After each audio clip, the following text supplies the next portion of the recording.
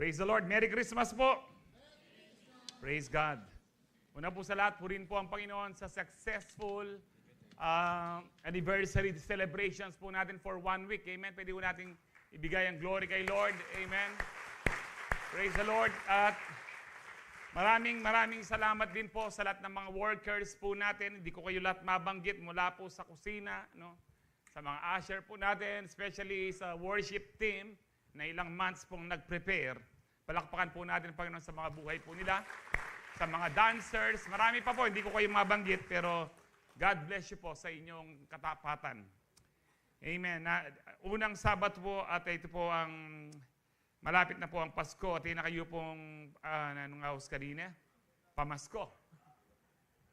Pinakong Pamasko. Diyan nga la po, masaya tamo. Amen. Praise the Lord. Kasi naman, dingadwakya kayo, diyan nga Pasko, pa niya kayong makalasada, sasali kayong sasali. Nyala ng thrill eh. Noon po, minsan ka lang makabili ng damit once a year or sapatos once a year, feeling blessed na blessed ka na. Ngayon, ringaliwa, 3 times a month, 4 times a month, sasalila, ela pa blessed kang feelings da. No, walang pasasalamat. Pero tayo po, kahit anong mangyari, tuloy na tuloy pa rin ang Pasko. Amen? Because it's all about Jesus.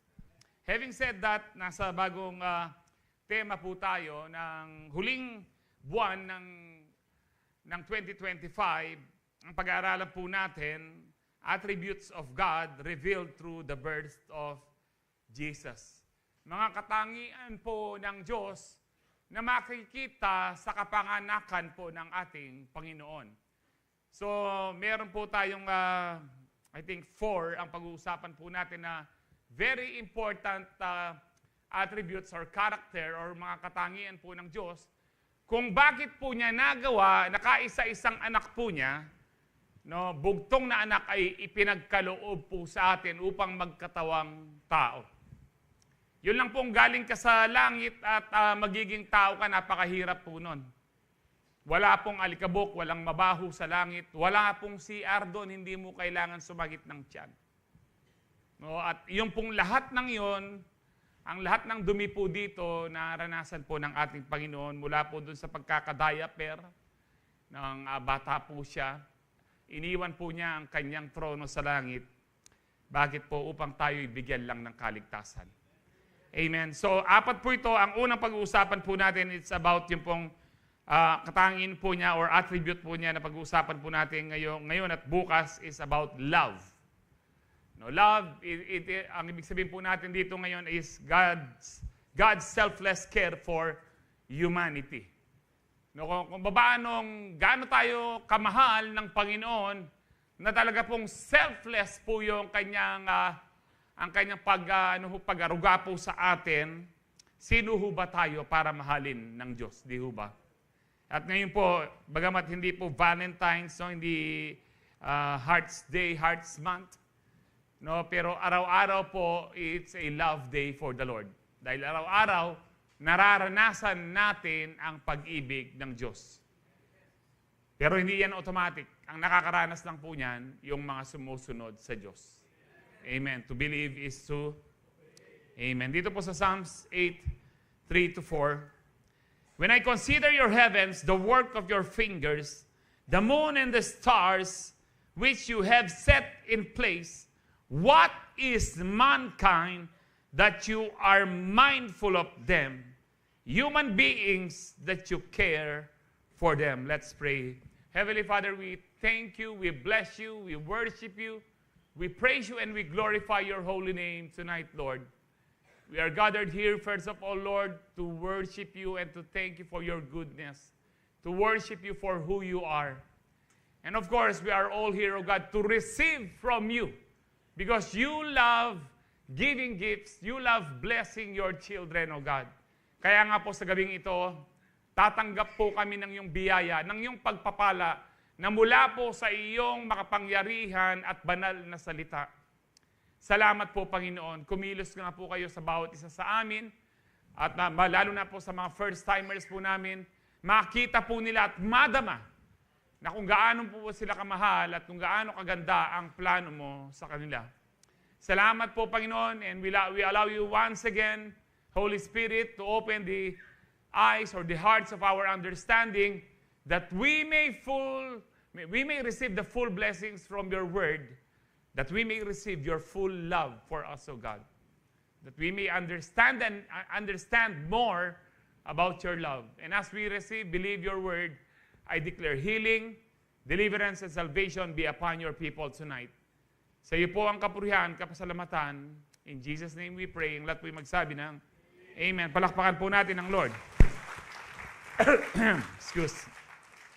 Ang nagsasalita po dito sa ating binasa ay si Haring David. Sabi po niya, kapag tinitignan ko ang gawa ng iyong kamay, ang kalangitan, ang lahat ng ang buwan, ang lahat ng mga bituin, na yung niligay sa yung firmament. No? Ang tawag po talaga originally sa blue sky na yan is firmament.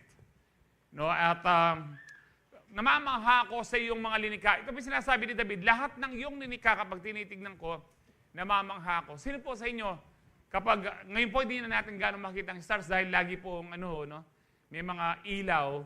Pero during our time, during the 80s, 70s, ang mga kanto po walang ganong ilaw, at medyo malabo po ang ilaw noon, mga yellow bulb pang gamit po natin.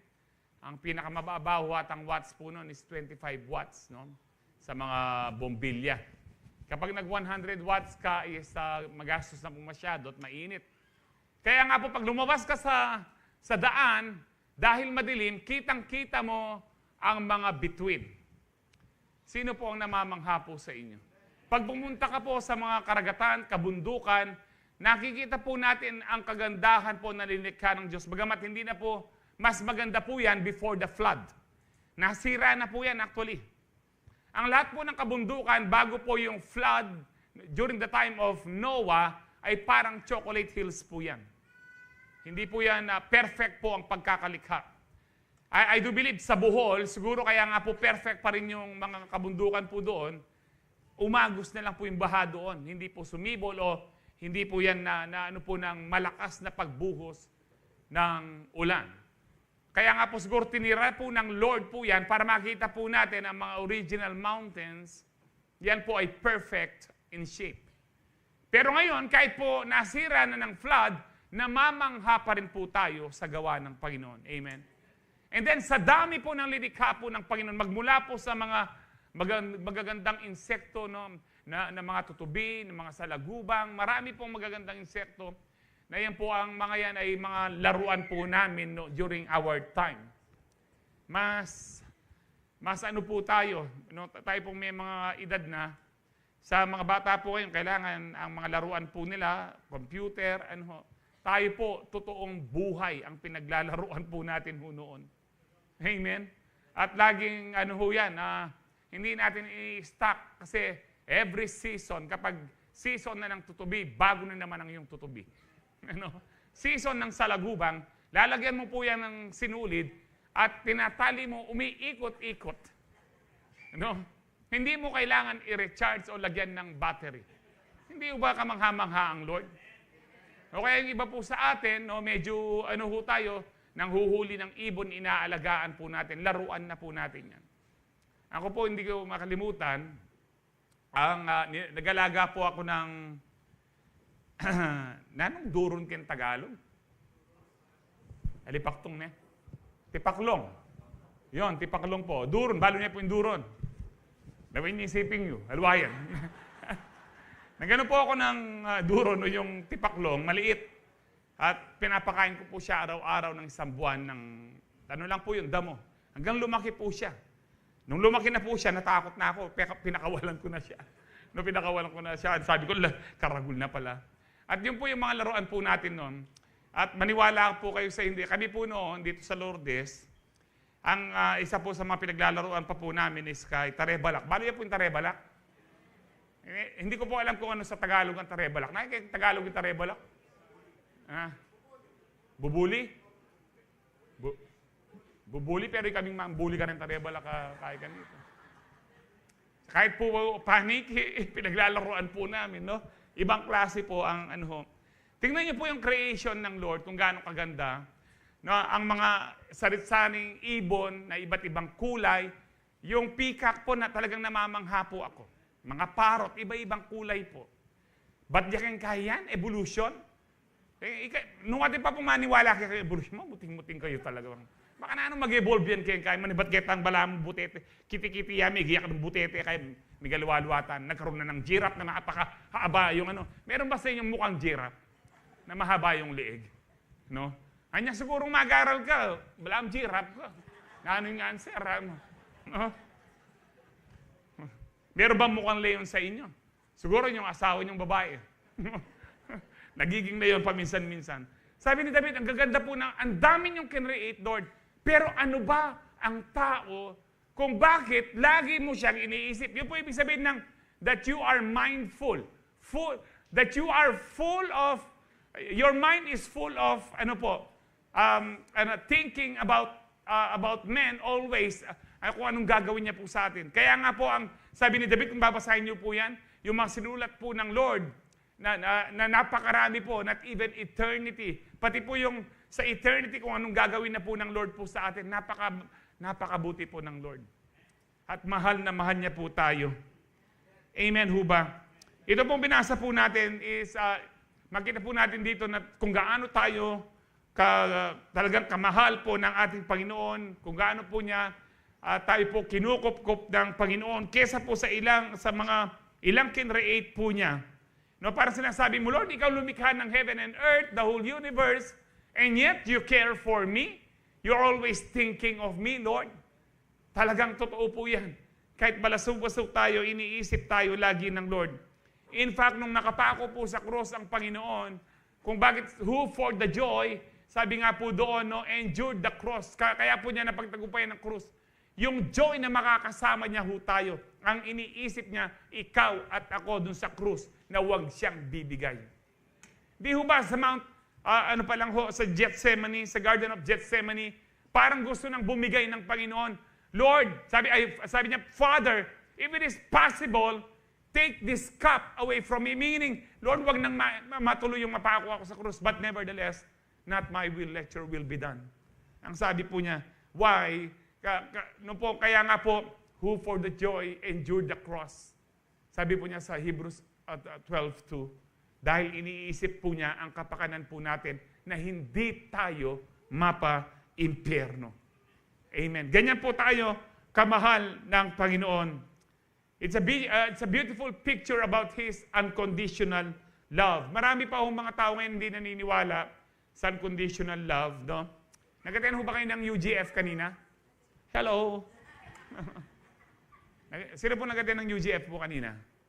Wala hong gaano. Ayun, mga ilan sa likod, yung mga singers, tsaka ano lang ho. But anyway, di naman tayo talaga pwede mag-attend ng tayo lahat kasi puno na po kanina. No, halos mga pastors po yon at saka workers ang mga nag-attend po na pastors and junior pastors po. Ang kanina. Anyway, Potaman Albeyan eh. Diyan Albeyan. Pastor, kaluguran ako. Nagulat lang po ako na ang love daw po ng Lord ay conditional. Pero I will prove to you kung naniniwala pa rin kayo. Kasi kung naniniwala kayo ang pag-ibig ng Diyos is conditional, malaking problema po yan. Walang ganyan sa Bible. Malaking problema po yan. Kaya itong pag-aaralan po natin ngayon, makinig po kayong mabuti. Number 1, God's love is revealed through the birth of Jesus, demonstrating yung kapanakan po ng Panginoon niya, dinedemonstrate po niya, it's about, yung love ng Panginoon is unconditional. His love is unconditional.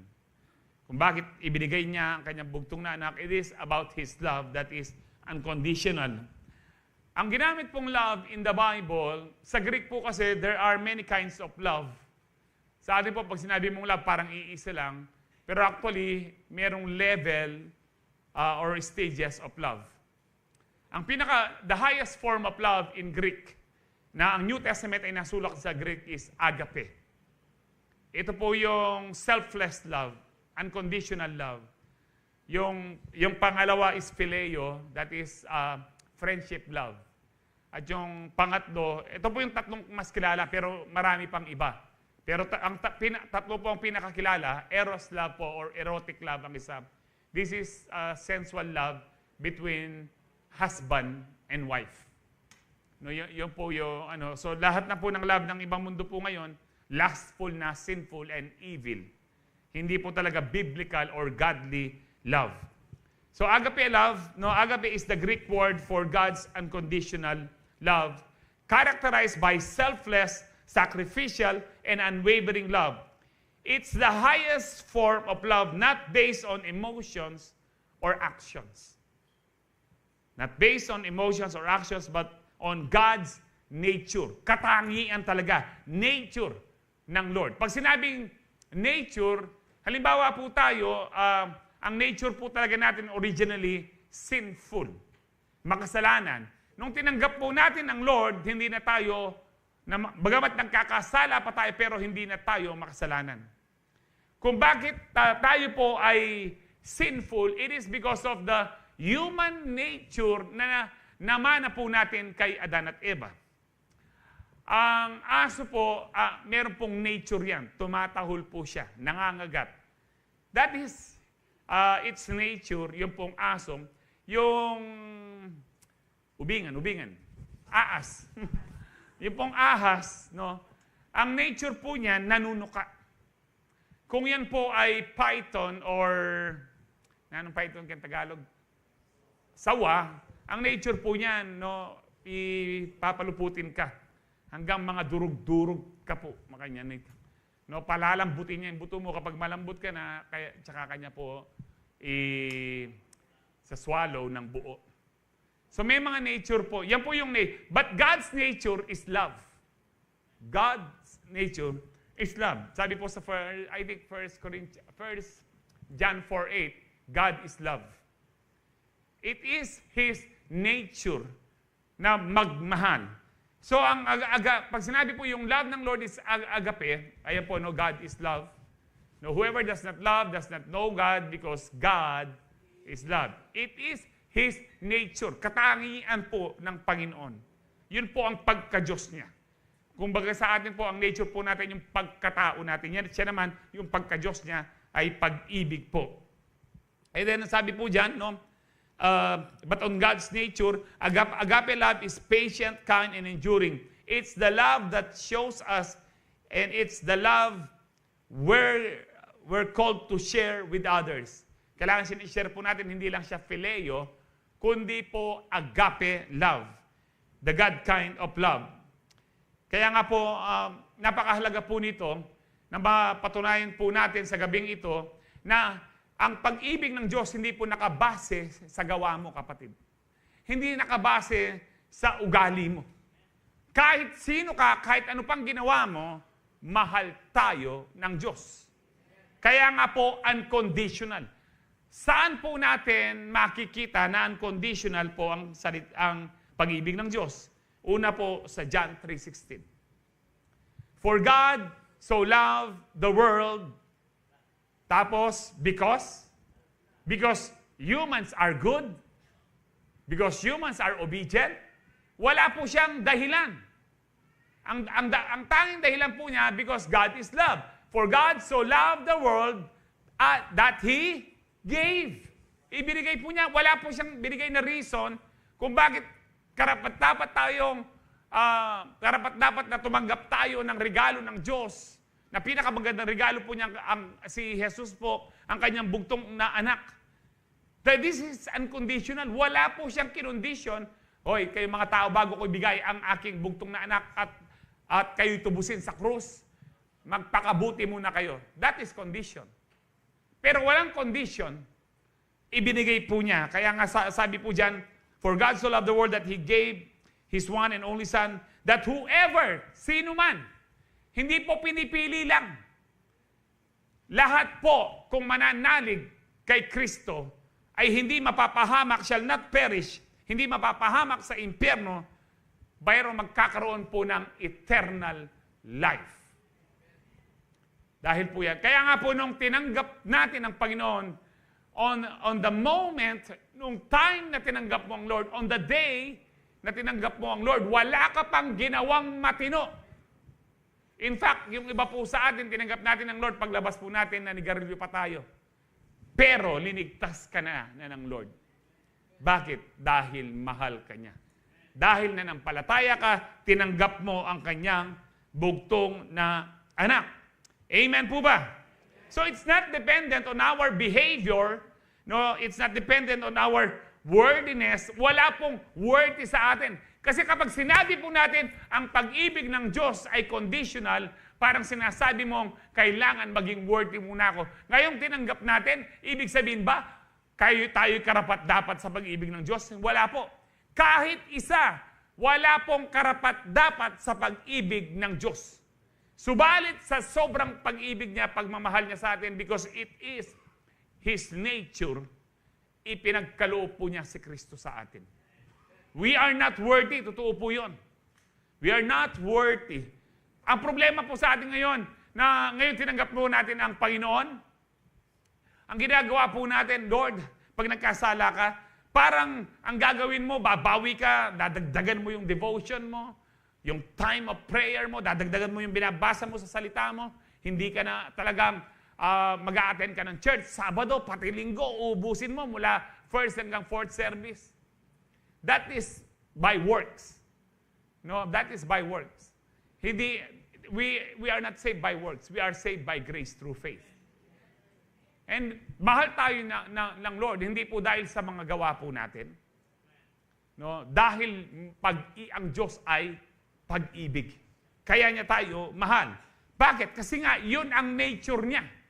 Yun ang pagka-Diyos niya.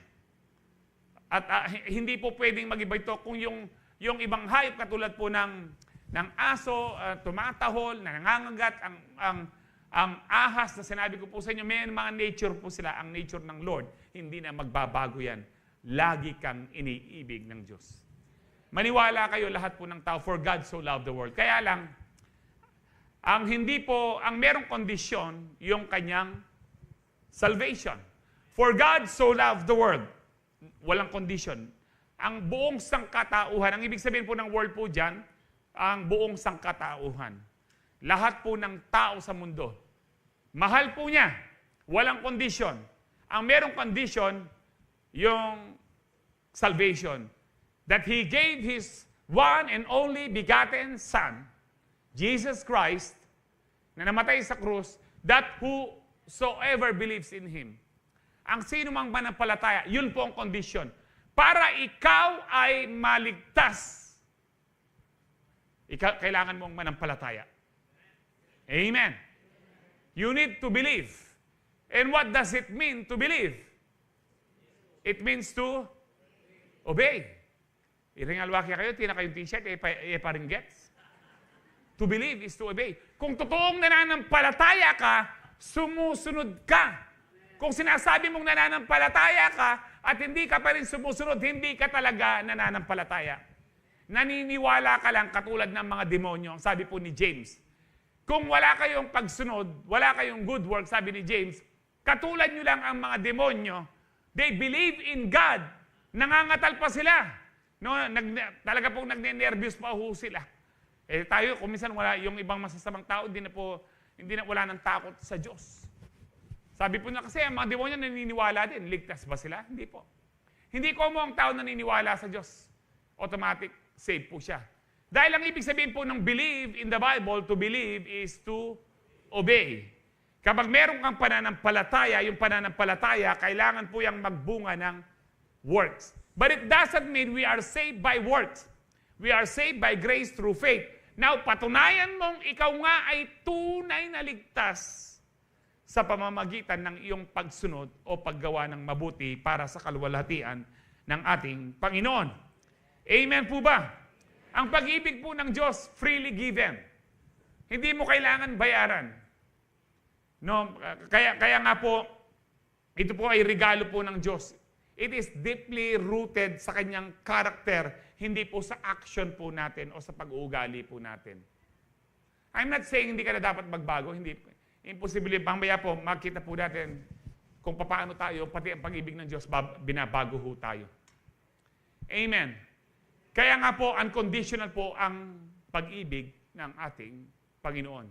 Pero yung salvation, merong kondisyon. Now, the question is, lahat ba ng tao naman nararanasan yung pag-ibig ng Diyos? Hindi po. Lahat ng tao mahal ng Diyos. Walang kondisyon. But to experience the love of God, pag sinabi mong gusto mong ma-experience ang love ng Lord, yung blessings niya. Blessings of peace, blessings of joy, blessings of righteousness, blessings of abundance na hindi ka nagkukulang sa iyong pangangailangan, blessings of health, blessings of strength, blessings of divine protection. Yan po ay bunga ng pag-ibig ng Diyos. Hindi rin automatic na mararanasan mo ang pag-ibig ng Diyos. Mahal ka ng Diyos unconditionally. Pero merong condition to experience the love of God. I repeat, to experience the love of God is meron pong condition. You need to obey. You need to obey. You will never, kaya nga po, merong mas blessed na Kristiyano. Yung ibang Kristiyano, paldaksikaran la pamunin. Na, alam niyo po, I'm not condemning po yung mahirap o no. Pero kapag Kristiyano ka na, kilala mo ang Diyos, ang Panginoon ng aking pastol, hindi siya magkukulang. Dapat totoo po yun. Kapag kulang ka, sinong may kasalanan? Ang Diyos ba? Sinungaling siya? No! Tayo po. Binigyan tayo ng provision. Binigyan tayo ng principle ng Lord para hindi po tayo magkulang. Ano po yun? To give. When you give, you will receive. Kapag ikaw ay nagtanim, ikaw ay aani. At sabi nga po ni Paul sa 2 Corinthians chapter 8, hanggang chapter 9 po yan, no, if you sow sparingly, kung konti lang ang iyong tinatanim, konti lang aanihin mo. Pero kung wala kang tinanim, pero kapag marami, if you sow generously, you will reap generously, mas marami. Kaya nga po, kung bakit merong mas pinagpalang mga, ako po, I've been here in sa church pong ito, 1985. Makikita ko po yung mula po dun sa dati, walang-wala sila, pero dahil naging tapat sila sa Diyos, pinagpala sila ng Diyos.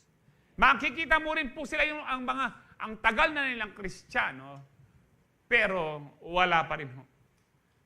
Kaya pag maragulda na, ay ako kalugura na ako ng gano'n totoo yan. Pero hindi po niya nararanasan yung buong pag-ibig ng Diyos because of disobedience. Lamaral na. Amen. Nung alwa po kayo tayo, naku man dapat manasakit. Pero nung ikayo ito, dapat kayong mibayo. Mungmunang dili para talagang tutong ligtas kayo. Para ba mo mong tutukan ligtas. And of course, para maranasan mo rin po yung pagpapala ng ating Panginoon. Because it is not automatic to experience the love of God. The love of God is, para mahalin ka ng Diyos, unconditional siya. Pero merong condition to experience the love of God. Kung maliwanag na po yun, magsabi ng amen. Another verse po na makita po natin on conditional ang pag-ibig ng Diyos, Romans 5:7-8. Very rarely will anyone, sabi po dyan, die for a righteous person. Though for a good person, someone might possibly dare to die. Sabi po dito, madalang lang daw po na merong matuwid, na merong mamamatay para sa matuwid na tao, sa mabuting tao. Madalang lang po yun. Yung halimbawa po, kailangan niya ng puso, matransplant po siya, ibigay niya. Actually, yung iba po, kidneys lang, nagdadalawang isip pa. Kung walang bayad yan, hindi nila ibibigay. Though for a good person, someone might possibly dare to die. Naalala ko po, isa pong pastor na kaibigan ko po mula Indonesia. Ang tawag po sa kanya, Pastor Tony. Ang pangalan niya sa Indonesia is Rachmat Harjosuwito. Ilang buwan pa lang po akong nagda-dialysis. That was 2007. Pinuntahan po niya ako. Sabi niya, Brother Manny, I'm here to donate my kidneys for you, kanya. Because you are still young, kanya. You are still young and you can do many things pa. Ang sabi po niya sa akin, but me, I'm old already. Actually po, 55 pa lang po siya during that time. Pero sabi niya, I'm old. Pero sabi ko po, thank you, Pastor. I'm so amazed na that yung care mo tsaka yung love mo sa akin ay ganyan ka. I'm so amazed. But thank you, Pastor. No, I know God will sustain me and God will heal me. At saka, hindi ko na lang sinabi sa kanya na, di ba diabetic, kaka ko? Hindi ka pwedeng mag-donate.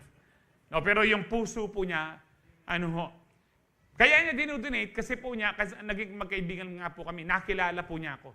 So at maganda po ang pagkakakilala po niya sa akin na meron po akong integrity. Now, palagay nyo, pupuntahan niya kaya ako kung alam po niyang balasubas ako? Hindi. Bakit lang niya i-donate ang kanyang kidneys? Dahil alam niya, dahil mabuting tao ka, alam niya may mga mabubuting gawa ka pang pwedeng gawin at tulungan ng kapwa mo. Pero kung ikaw ay balasubas, ikaw ba, ibibigay mo ba yung isang kidney mo sa isang taong, ay paborin mo na yung mate? Lamaran niya yan. Di ho ba? Lalo na kung bibigay mo yung puso mo. Pag binigay mo na yung puso mo, wala na, mete na ka. No, kung gusto mong mabuhay, kunin mo yung kay Iron Man, lagay mo dito. No? Wala naman makanyan. Kaya nga, madalang, sabi po ni Paul dyan. But God, pero ang Diyos, paano niya dinemonstrate? He demonstrates His own love for us. Paano? In this.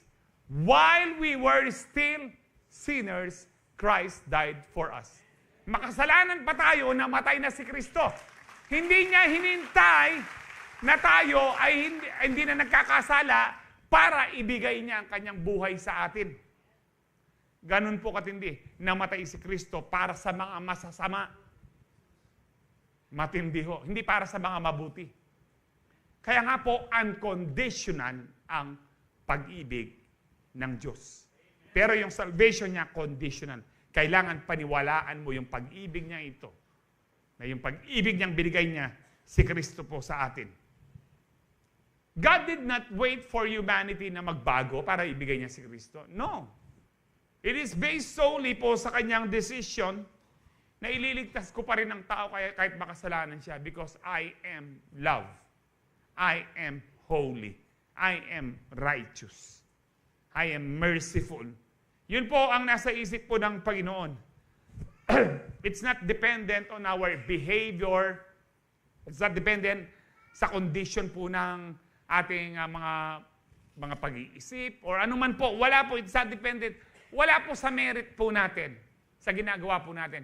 Kung bakit mahal ka ng Diyos? Dahil mahal ka lang ng Diyos talaga. Because God is love. Kaya ngayon po, huwag niyong isipin pag nagkasala kayo, hindi na kayo mahal ng Diyos. Amen. Nagkamali kayo, huwag niyong isipin hindi kayo mahal ng Diyos. Mahal kayo ng Diyos. Pero mayroong bubulong sa atin, galit na ang Diyos sa iyo. Hindi ka na mahal ng Diyos. Hindi po, mahal ka ng Diyos. Amen. Wala na po tayong pwedeng gawin para madagdagan yung pag-ibig ng Diyos. Wala ka rin pwedeng gawin, kapatid, para mabawasan ang pag-ibig ng Diyos. Ang mababawasan, yung blessing na pwede mo pang maranasan. The more you believe in God's love, the more you will obey. And the more you obey, the more you will experience God's love, the more you will experience His blessings, His abundant blessings on your lives. Amen. Kaya gusto po nyo, do you want blessing? Wala mag-amen. Marakal pang marinig. Di ba, pinexplain ko sa inyo last week? Sabi ni David, I want your blessings, Lord. And I will obey your commandments without delay. Because I want your blessing. Ngayon, kung nangando kong pasibayo, because anuman ang marinig ko sa inyo, sabi ng Panginoon, yun ang gagawin ko. Nasa Numbers 14:28 po yan. I will do the very word I heard you say. Do you want the blessings of God? Mesikan niya po, Lord, mesikan niya. Di nagundong kang langit. Because, gusto niyo pong maniwala, bakit may walahin ka na akong kay? Saguli po niya. Kalikot na kasing gamat ko. Anyway po, no ka rin ako. Do you want the blessings of the Lord? Of course, yes. Gusto po natin ng pagpapala ng Panginoon. Amen. Yung ba, hindi, pero po tayo mag-obraya, overtime. Ano pang ginagawa po niya yan? Mag-multi-level marketing niya pa. No? Anong tawag doon sa multi-level marketing? Mag-recruit ka. Sasabihin niya ang ganda ng produkto, pero yung utak niya, ma-recruit ka niya. Kasi mas malaki yung pera doon. No? Pero pagdating sa, Lord, diyan ang limo ko, hindi. Kaya nga po, Abraham, inuutusan kita, mag-abroad ka, at i-bless kita. Si Lord mismo gusto niya, i-bless niya tayo. Pero kung ayaw mo ng blessings, hindi ka na pipilitin ng Lord. Ibibigay niya sa katabi mo. So, sino po may gusto ng blessing ng Lord? Amen. So, sabihin mo sa katabi mo, you need to obey God. Amen. Napag-aralan po natin yan ng isang buwan. Dapat po, maliwanag na maliwanag po sa atin yan. Parang sa atin galing? Hindi po. Napag-aralan natin last week, yung obedience natin, kanino pa rin galing? Sa Diyos pa rin, sa Holy Spirit. I will give you my Spirit so that you will follow my decrees. You will obey my instructions. Kaya nga po, kapag nag-struggle ka between flesh and your spirit, mag-step of faith ka lamang po at yung Holy Spirit empower ka niya para makapag-obey ka. Kaya hindi natin pwedeng pagmalaki ang obedience po natin. Galing po sa Diyos yan. Pero kapag nag-obey ka at mayroong pride, hindi po galing sa Holy Spirit yan. Ayan, nag-obey na ako, Lord. Ayan, Lord, nagbigay ako ng first fruits, Lord. Nagtatites na ako. Ayan, Lord, wala na akong absent sa aking, sa CU. Hindi mo dapat pinagmamalaki kasi alam natin, ang obedience natin galing sa Holy Spirit. Galing pa rin sa Diyos. Amen. Now, 1 John 3:1. Kaya makaya nga babasa yung reloyo yenik yan, ng gewayo. Okay, 1 John 3:1. See what great love the Father has lavished on us. Tignan nyo, ang sabi po ni John, kung gaano po kadakila, gaano kalaki ang pag-ibig ng Ama sa atin. Lavish. No? Yan po ibig sabihin po ng lavish. Talaga pong labis po ang sobra-sobra ang pag-ibig po ng Diyos sa atin. Bakit sobra? That we should be called children of God. And that is what we are. Ikaw, kung tinanggap mo ang Panginoon, hindi ka lang basta tinawag ng Diyos na anak. Talagang ikaw ay anak ng Diyos. Amen. So the reason the world does not know us is that it did not know Him. Kaya hindi tayo kinikilalang anak ng Diyos kasi hindi nila kilala ang tunay na Diyos. Amen ho ba? No, ito pong verse po ito, makita po natin kung gaano ka-amazing ang love ng Lord sa atin. Hindi lang niya tayo na tinawag na children of God. He means it. Talaga pong seryoso ang Diyos na ikaw ay anak ng Diyos. Amen. This is very important. No?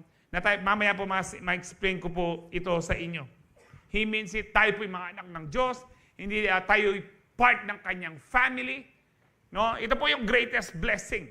Pwede sabihin ng Lord, sige, sinesave ko na lang kayo sa pamamagitan ng aking bugtong na anak. Sabihin po ng ama yun.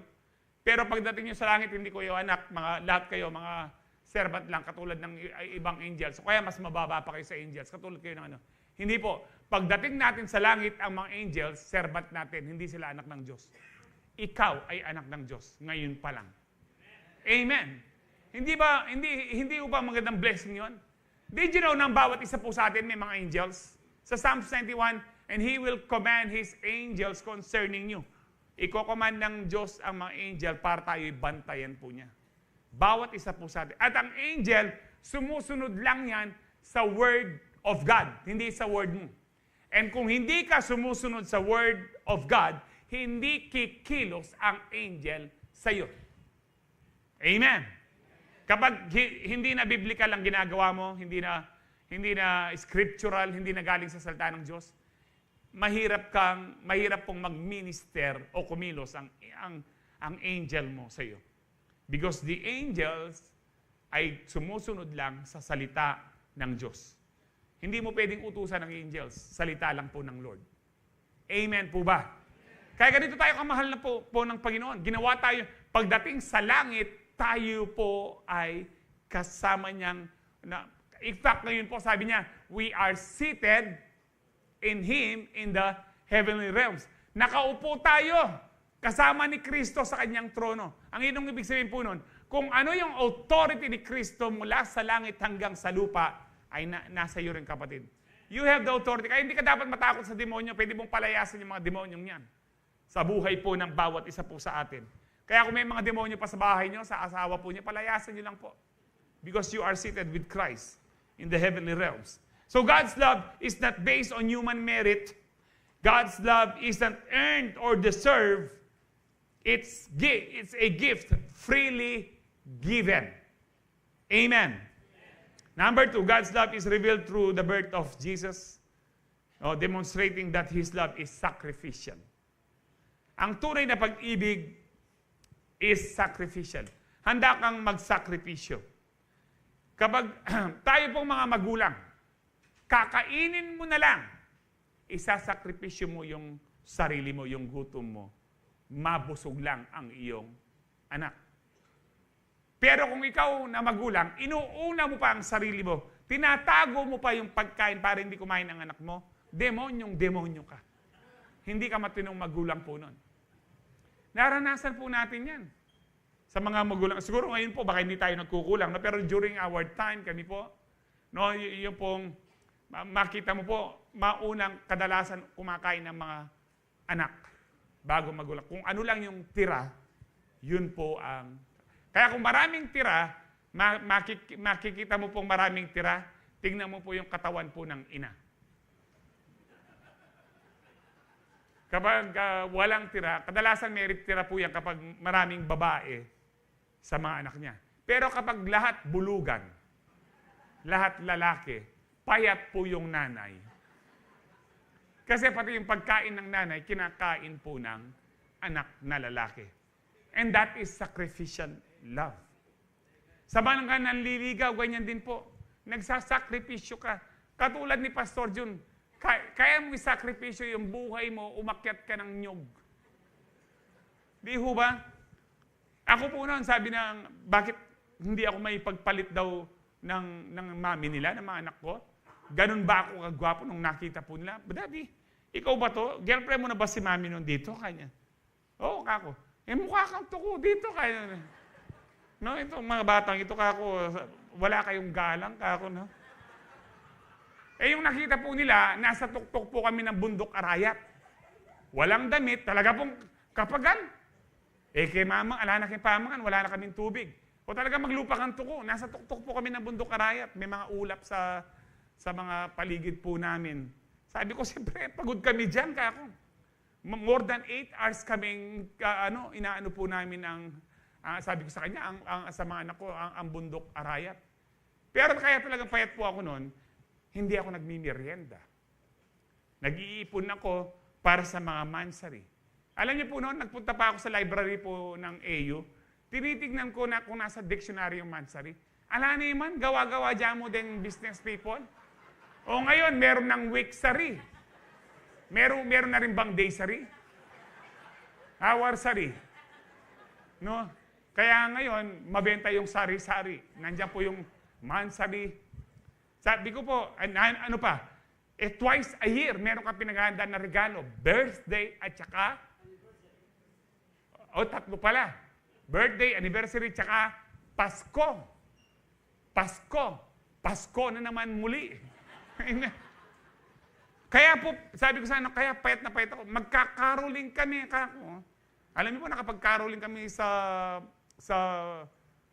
Forbes Park na Baga, 1991, alam ko, kasi 1987, lumabas ng 500 bill.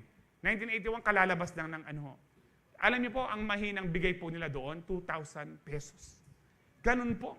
Kaya po ako, naalala niyo po yung nakabili ako ng sapatos na original leather na Sperry. 11 p.m. 1 hour bago magpasko, nahulog ako sa kanal.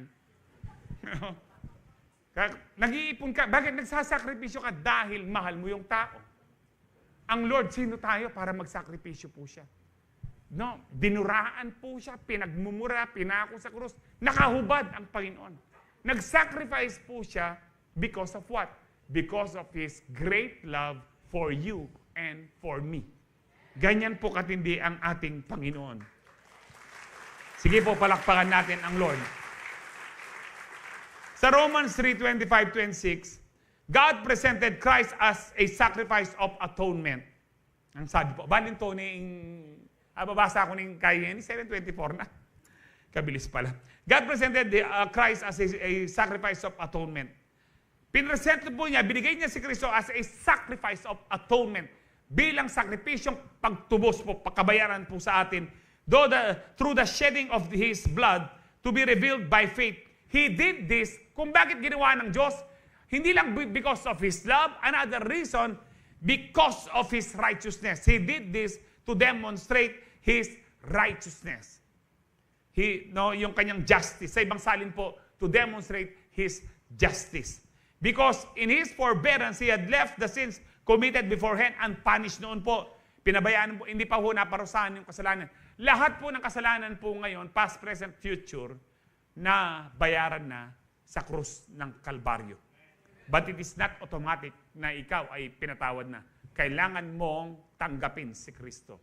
You need repentance. Amen? In order for you to be saved. Because kaya nga po conditional ang salvation. We need to repent.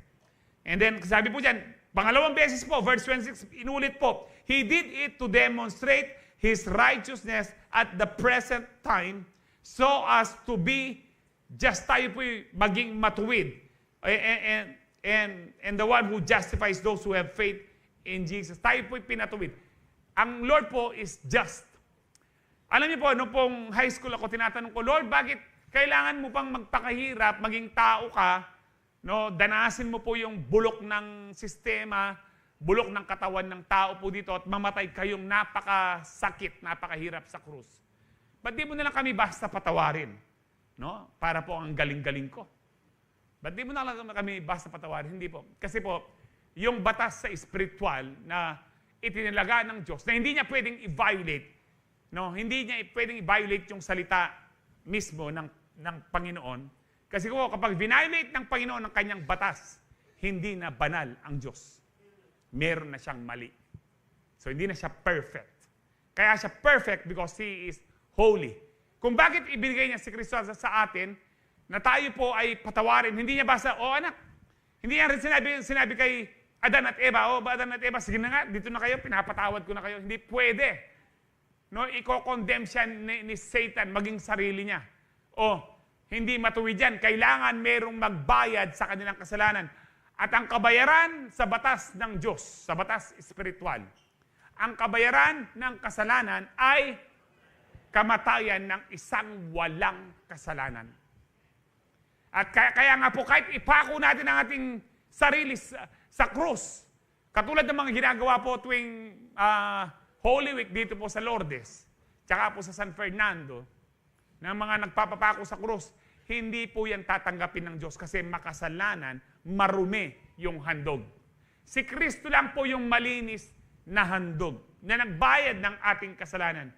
Bakit? Para i-demonstrate ng Diyos na siya ay matuwid. Kaya nga po yung pag-ibig ng Diyos, wala siyang compromise. Hindi pwedeng, marami po ngayon yung pag-ibig, may mga compromise. Kaya ko siya hindi ko pinapalo yung aking anak, kahit nagkakamali siya, kahit matigas ang ulo, kasi mahal ko siya. That is not love. Ang sabi ng Proverbs, kapag hindi mo didisiplina yung anak, para mo siyang tinutulak sa impyerno.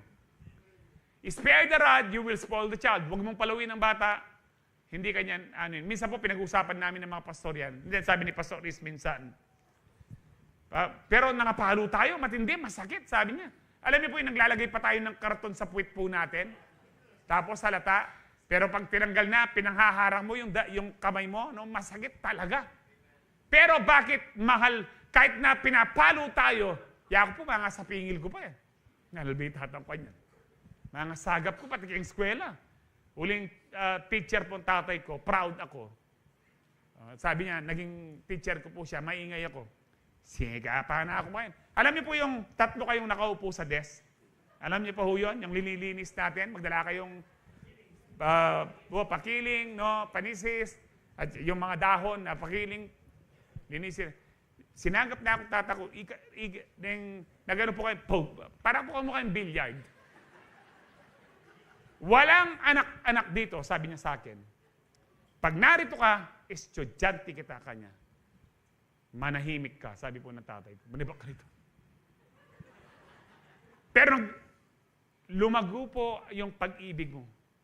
Alam niyo po, and then, later lang po, na-found out ng mga expert, ng mga psychiatrists, Dahil yung mga disiplinadong bata, mas nagmamahal na bata sa magulang. Kapag hindi nyo dinisiplina ang anak nyo, pag hindi nyo dinisiplina ang anak nyo dahil sinasabi nyo mahal nyo sila, mas marunong pa kayo sa Biblia. Mapapahamak ang anak po nyo. Kapag hindi mo kinurek yung kaibigan mo na nagda-drugs, nasa maling dahil sinasabi mo mahal mo siya, parang sinasabi mo, sige, pumunta ka na ng impyerno. And that is not love. Kaya yung pag-ibig ng Diyos, God is love, but God is just. Kaya para maging matuwid, manatiling matuwid ang Diyos, kailangan bayaran ang kasalanan po natin. At ang tanging pambayad, kailangan niyang magkatawang tao para bayaran ang kasalanan po natin. And that is sacrificial love. Para patuloy na maging matuwid yung pag-ibig at walang compromise. Yung tinatawag po nilang pag-ibig ngayon, yung meron ka ng asawa, marami ka pang asawa, o kaya mag-aasawa ka sa ibang bansa, nagpapalitan ng asawa, at yung iba naman po, lalaki sa lalaki, babae sa babae, yung iba, hayop sa tao. Hindi po yung pag-ibig, that is evil, that is lust. Ibang klaseng kalibugan. Sabihin ko na po diretso sa inyo. And that is not love. Yung love po ay sacred po. Even yung sex, it is sacred, it is holy. Because it is a gift of God between husband and wife. Congratulations po sa bagong kasal kay Chris at saka kay Bel. Kinasal po yan kagabi, pero nandito po sila. Amen. Dapat mag-honeymoon kayo Pero that is also love for God. I-sacrifice mo na ang honeymoon. Maraming araw. Total all the days of your life. God is just. Ang pag-ibig po hindi pwede. Kapag ang pag-ibig na-compromise na, hindi na po yan pag-ibig. Amen. Kung mahal mo ang tao, sasabihin mo yung totoo. Amen. Kahit masakit.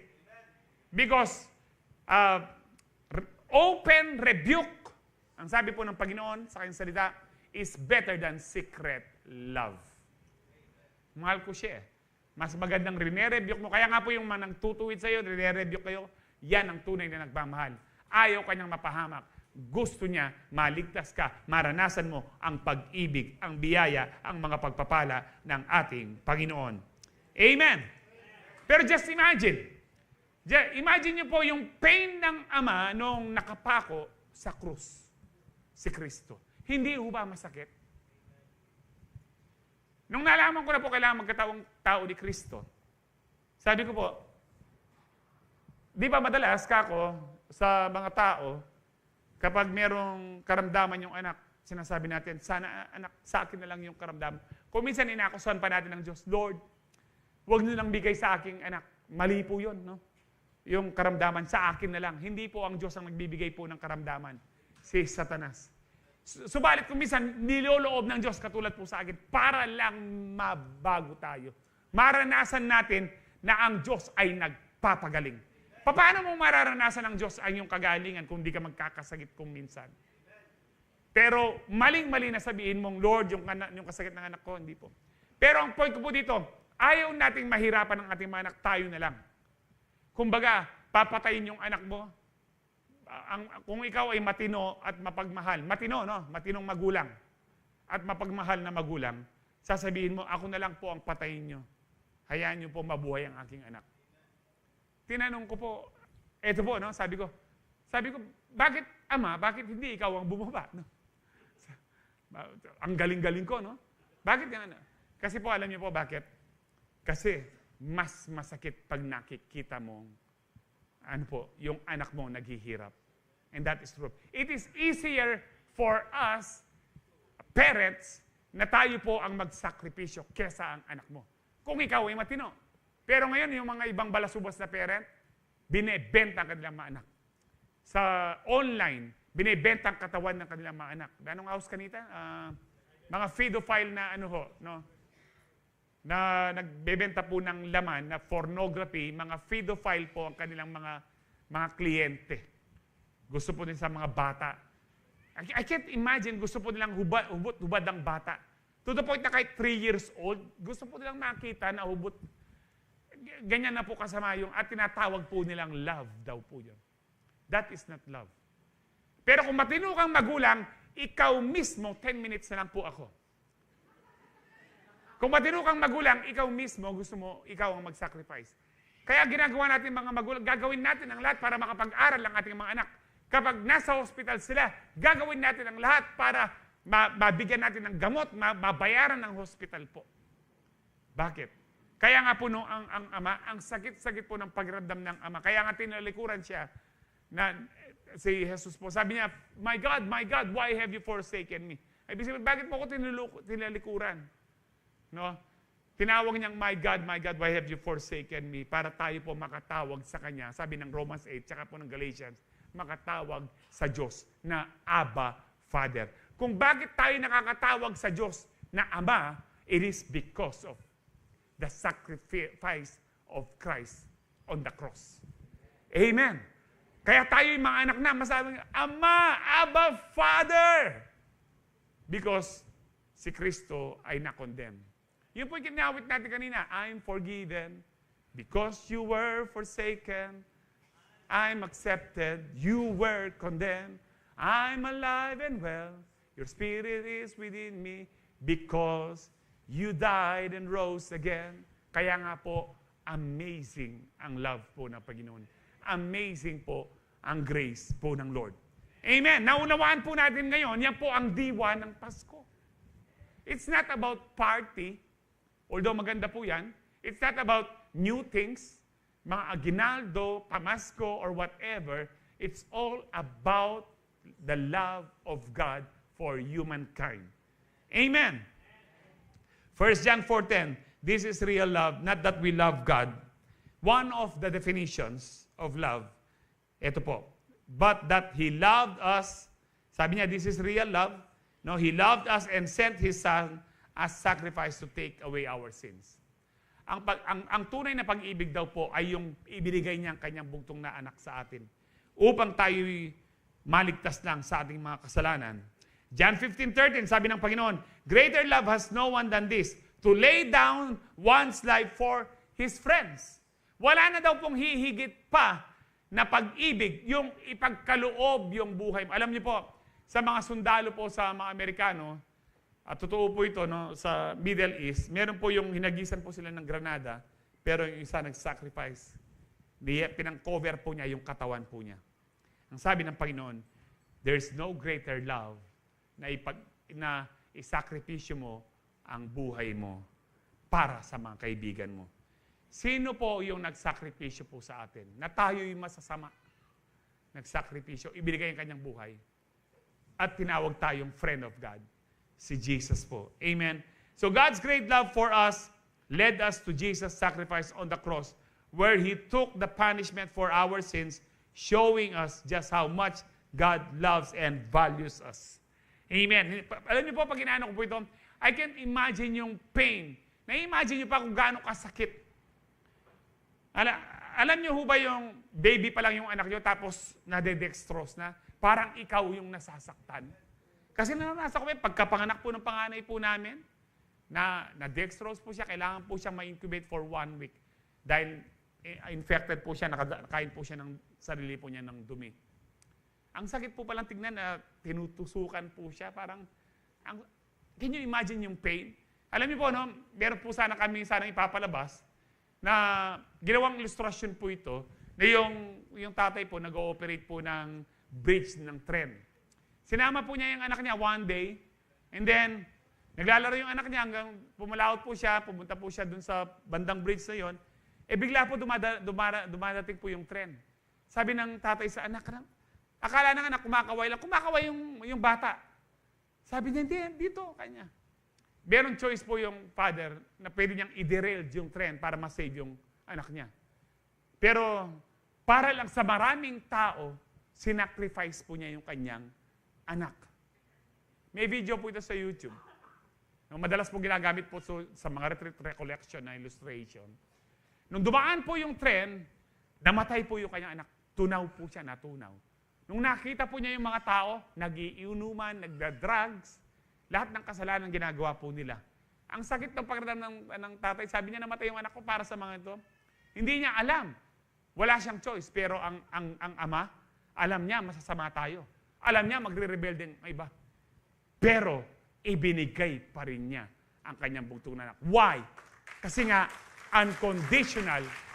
Hindi mo pwedeng, marami pong nagsabi po nitong mga illustration, lalo na po nung nagre-recollection pa kami sa pag-aaral, ganon ang pag-ibig ng Diyos. No, that is not the love of God. Hindi mo pwedeng ikumpara. Hindi mo pwedeng maikumpara kung gaano yung pag-ibig ng Diyos. Kahit po doon na namatay yung kanyang anak, ang Diyos, ganito po siya. Alam niya, balasubas tayo.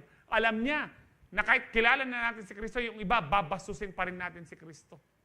Yung ibang tao po, ganyan pa rin. Pero, ibinigay pa rin willingly ng Ama ang kanyang anak. Kaya nga, ang Diyos, walang katulad. Wala kang katulad. Wala kang kalupa. Amen? Okay, mag 5 minutes na ako mukha niyan. Lastly, God's love is revealed through the birth of Jesus, demonstrating that His love is transforming. Amen. Nakakapagpabago, natatransform po tayo. God's love changes us and enables us to love others. Alam niyo po, yung human love, nakakapagpabago din. Pwedeng magbago. Ay, ganito pala ako kamahal ng asawa ko. Magmula ngayon, magbabago na ako. Ay, ganito pala ako kamahal ng taong ito. Magmula ngayon, magbabago na ako ng trato sa kanya. Pwede kang magbago, pero hindi ka talaga nabago na yung identity mo, nagbago. Hindi po.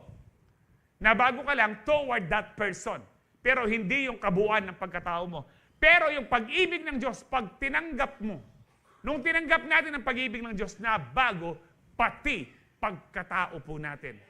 Ganito po katindi ang pag-ibig ng ating Panginoon. Binigyan tayo ng new identity. 1 John 4:19, we love because He first loved us. Kung bakit tayo nakakaibig, pabalik sa Diyos at sa ating kapwa, dahil unang umibig po sa atin ang Panginoon. Why? Sabi nga po natin kanina sa 1 John 4:8, God is love. Ang Diyos ay pag-ibig. Ang ibig sabihin po nito, ina-highlight po dito na ang pag-ibig ay galing sa Diyos. Kaya nga po yung LGBTQ, XYZ, no, at mga senador, o sino mga congressman na mambabatas, they cannot or they must not define love by their own intelligence. No one can define what is good, no one can define what is righteous, and nobody can define what is love except God alone. Because God is love, God is righteous, and God is good all the time. Grabe. Amen. Grabe. Wala pong pwedeng mag-define. Hindi kasi para sa akin ganito ang pag-ibig. Para sa akin ganito ang righteousness. Para sa akin ganito ang mabuti. Hindi mo pwedeng... Kaya nga po pag tinanggal mo ang Diyos, pag sabihin natin wala ang Diyos, saan mo kukunin yung righteousness? Saan mo kukunin yung standard of goodness and righteousness? Saan mo kukunin yung standard of love? Sa iba-iba, magugulo na ho tayo, para sa akin ganito. Para sa iyo, ganyan. Pero, ang standard natin, ang Diyos. Because yung originator, or yung source of love, source of goodness, source of righteousness, galing kanino? Galing sa Diyos. Because God is love, God is good, and God is righteous. Amen. So, paano po natin tinanggap yung love ng Panginoon? We receive God's love when we accepted Jesus as our Lord and Savior. Amen. Ang sabi po sa Romans 5:5, and hope does not put us to shame. Bakit hindi tayo mapapaya dun sa mga pag-asa natin na meron tayo, yung mga pinagpe-pray natin sa Diyos? Because God's love has been poured out. Ibinuhos daw yung pag-ibig ng Diyos sa atin into our hearts. Ibinuhos sa atin through the Holy Spirit. Nung tinanggap mo ang Diyos, yung Holy Spirit dumating. At nanahan ang Holy Spirit kasama yung grace at saka yung love ng Diyos po sa'yo. Amen. So, ito po yung, ang love po, it is the foundation of our hope. Kung bakit hindi tayo nawawalan ng pag-asa, kasi alam mo, mahal ka ng Diyos. 2007, nung bigla po, January 27, 2007, nag-dialysis po ako. At balasubos po ako noon, ayokong magpastor, ayokong sumunod sa Diyos, gusto kong yumaman.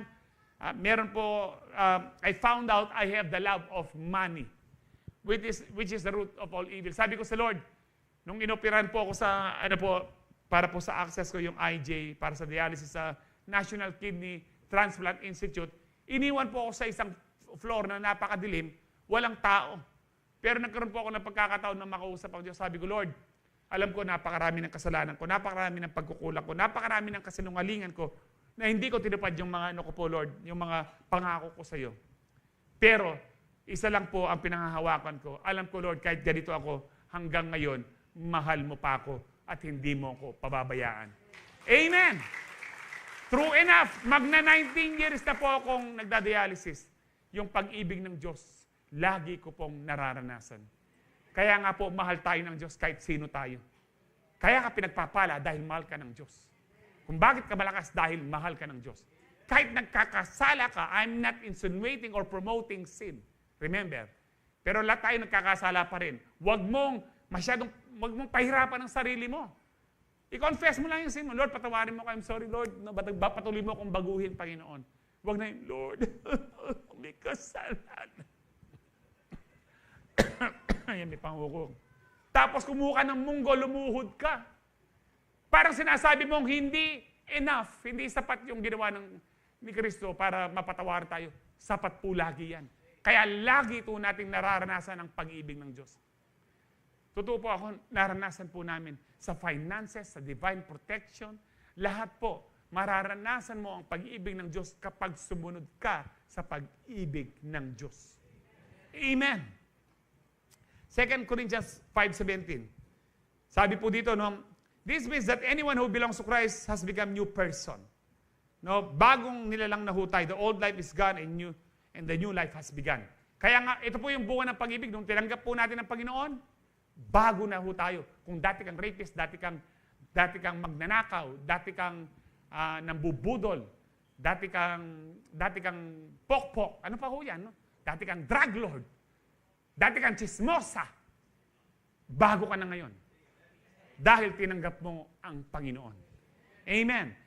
Di ginawa tayong mga anak ng Diyos. John 1:12, to all who believe in Him and accepted Him, He gave the right to become children of God. And that's what we are. Ang sabi po ni John kanina.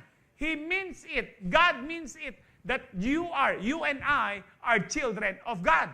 Amen. Mga anak tayo ng Diyos. Kaya nga po, because of God's love, we were transformed into new persons with new identity, making us children of God. Amen. And this is about Christmas. Kaya bumaba si Kristo para maging anak ng Diyos po tayo. Amen. Amen. Mag-review na po tayo. Love, God's selfless care for humanity. God's love is revealed through Christ, through the birth of Christ, demonstrating that His love is unconditional, His love is sacrificial, His love is transforming. Last verses, ulitin ko po yung 1 John 4:10 hanggang 12 po ngayon. This is love. Ito po daw ang love, ang definition ng love. Not that we love God, but that He loved us and sent His Son as an atoning sacrifice for our sins. Dear friends, since God loved us, we also ought to love one another. Ito po yung diwa ng Pasko. Dahil binahal tayo ng Diyos, tinanggap natin ang pag-ibig niya, kailangan mahalin natin ang kapwa natin. Magpatawad po tayo. Kung tunay ka nagpapatawad, kapatid, doon sa kagalit mo, regaluhin mo siya ngayong Pasko ng mamahaling regalo. Puta, regaluhan niya, terebalak. Galit ka pala sa kanya. Verse 12, no one has ever seen God, but if we love one another, God lives in us and His love is made complete in us. Hindi kompleto ang pag-ibig kapag hindi tayo nagmahal. Mahalin po natin patuloy ang ating kapwa. Patuloy tayong magpatawaran.